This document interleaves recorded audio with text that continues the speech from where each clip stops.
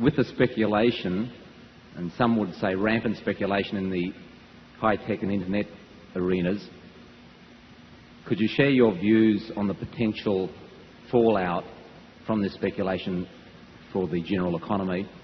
Anytime there have been real bursts of speculation in the market, that it does get corrected eventually. Ben Graham was right when he said that in the short run it's a voting machine, in the long run it's a weighing machine. Sooner or later, the amount of cash that a business can disgorge in the future governs the value it has, that the stock commands in the market. But it can take a long time.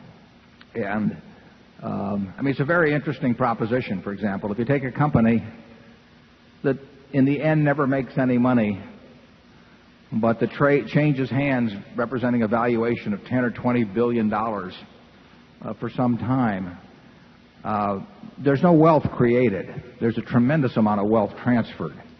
And I think you will see, when we look back on this era, you will see this as a period of enormous amounts of wealth transfer. But in the end, the only wealth creation comes about through what the business creates. There's no magic to it. If a company that's not worth anything sells for 20 billion, and 5% of it changes hands, somebody takes $1 billion from somebody else. But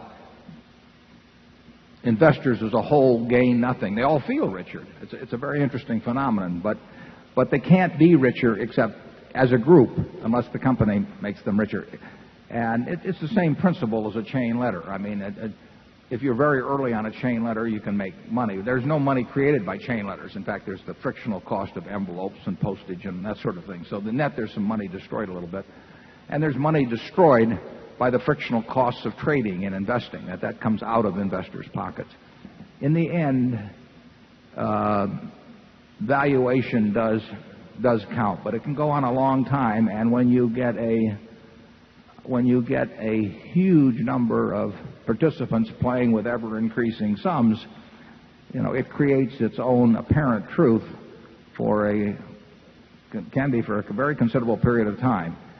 It doesn't go on forever. And whether it has fallout to the whole economy, like it probably did in the late 20s, or whether it's just an isolated industry or sector where the bubble bursts and it really doesn't affect other values, who knows?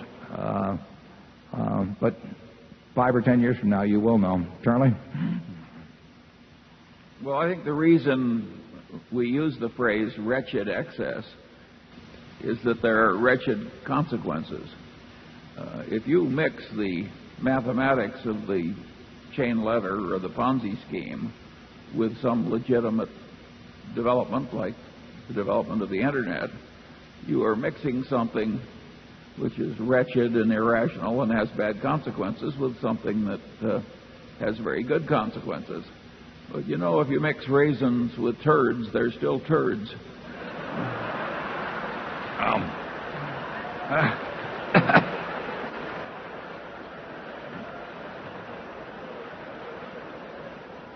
That's why they have me write the annual report.